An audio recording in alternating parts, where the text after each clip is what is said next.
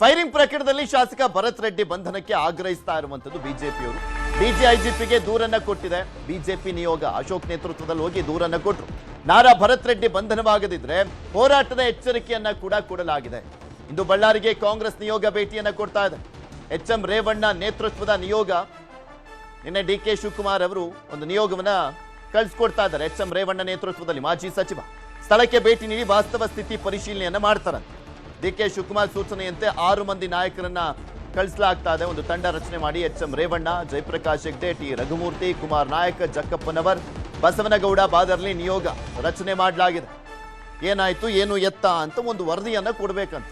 ಏನು ವರದಿ ಕೊಟ್ಟು ಏನು ಮಾಡ್ತಾರ ಅವರು? ಅದೇನು ರಚನೆ ಮಾಡಿದ ತಕ್ಷಣ ಅವ್ರ ಮೇಲೆ ಏನು ಕ್ರಮ ಕೈಗೊಳ್ಬಿಡ್ತಾರ?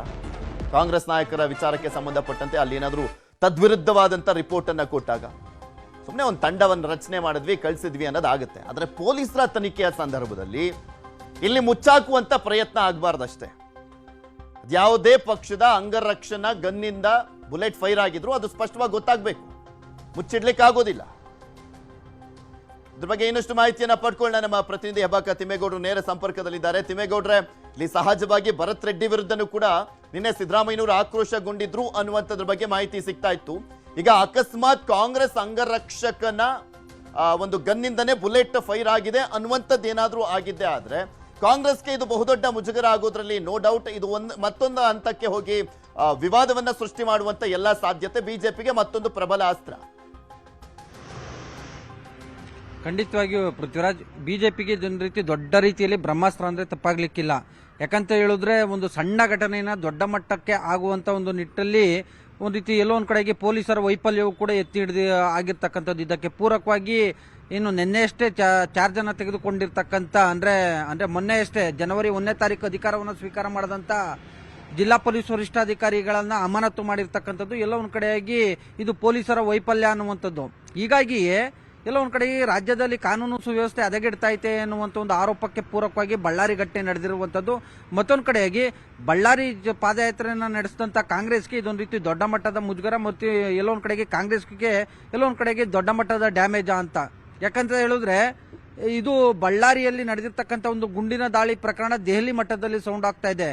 ಈ ಸಂಬಂಧವಾಗಿ ಸಿಎಂ ಮತ್ತೆ ಡಿಸಿಎಂ ಉಭಯ ನಾಯಕರಿಗೆ ದೂರವಾಣಿ ಕರೆಯನ್ನ ಮಾಡಿರ್ತಕ್ಕಂಥ ಎಸಿಸಿ ಪ್ರಧಾನ ಕಾರ್ಯದರ್ಶಿ ಕೆಸಿ ವೇಣುಗೋಪಾಲ್ ಅವರು ಈ ಸಣ್ಣ ಮಟ್ಟದ ಘಟನೆ ದೊಡ್ಡ ಮಟ್ಟದಲ್ಲಿ ಆಗೋದಕ್ಕೆ ಏನ್ ಕಾರಣ, ಮತ್ತೊಂದು ಕಡೆಗೆ ಇದಕ್ಕೆ ಸಂಬಂಧಪಟ್ಟಂತೆ ಒಂದು ಡೀಟೇಲ್ ರಿಪೋರ್ಟ್ ಅನ್ನ ಕೊಡಿ ಎನ್ನುವಂತ ನಿಟ್ಟಿನಲ್ಲಿ ಉಭಯ ನಾಯಕರಿಬ್ಬರಿಗೂ ಕೂಡ ಸೂಚನೆ ಕೊಟ್ಟಿದ್ದಾರೆ ಅಂತ ಹೇಳಲಾಗ್ತಿದೆ.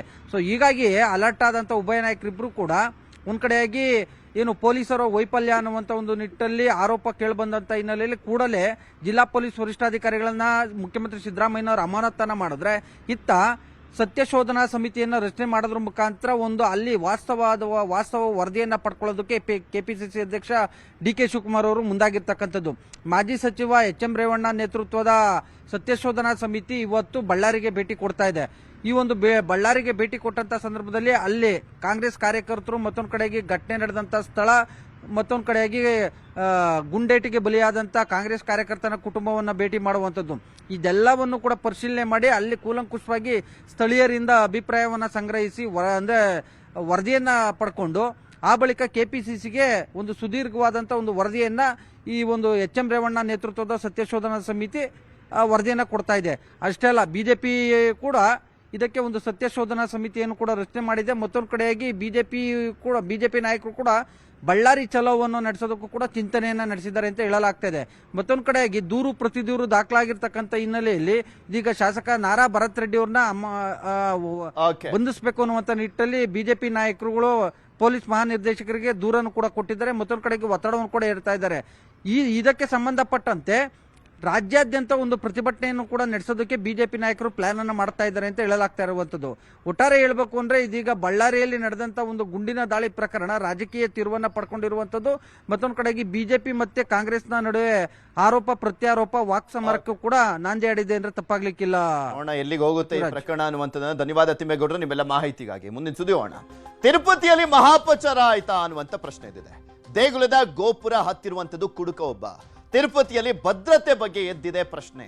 ಈಗ ಆಲ್ರೆಡಿ ತಿರುಪತಿ ವಿಚಾರಕ್ಕೆ ಸಂಬಂಧಪಟ್ಟಂತೆ ಸಾಕಷ್ಟು ವಿಚಾರಗಳು ಯಾವ ರೀತಿಯಾಗಿ ವಿವಾದವನ್ನ ಸೃಷ್ಟಿ ಮಾಡಿದವೆ ಎಲ್ರಿಗೂ ಗೊತ್ತಿರುವಂತ ವಿಚಾರ. ಲಡ್ಡಿನ ವಿಚಾರ ಆಗಿರ್ಬೋದು, ಅಲ್ಲಿನ ಕಾಲ್ತುಳಿತ ಪ್ರಕರಣ ಆಗಿರ್ಬೋದು, ಈ ರೀತಿಯಾಗಿ ಸಾಕಷ್ಟು ಪ್ರಕರಣಗಳು ಸದ್ದನ್ನ ಮಾಡ್ತಾನೆ ಇದ್ವು. ಈಗ ಮತ್ತೊಂದು ಪ್ರಕರಣ ಸದ್ದು ಮಾಡುತ್ತಾ ಅನ್ನುವಂಥ ಪ್ರಶ್ನೆ. ಒಂದ್ ಕಡೆ ಬಳ್ಳಾರಿಯಲ್ಲಿ ನೋಡ್ತಾ ಇದ್ವಲ್ಲ, ಯಾವ ರೀತಿಯಾಗಿ ಬಳ್ಳಾರಿಯ ವಿಚಾರಕ್ಕೆ ಸಂಬಂಧಪಟ್ಟಂತೆ ಅಲ್ಲಿ ರಾಜಕೀಯ ವಿವಾದ ಸೃಷ್ಟಿಯಾಗಿದೆ. ಕಾಂಗ್ರೆಸ್ ಬಿಜೆಪಿ ನಡುವೆ ದೊಡ್ಡ ಮಟ್ಟದಲ್ಲಿ ಗೊಂದಲ, ಅದರ ಜೊತೆಗೆ ವಿವಾದ ಮತ್ತೆ ಆಕ್ರೋಶಗಳು.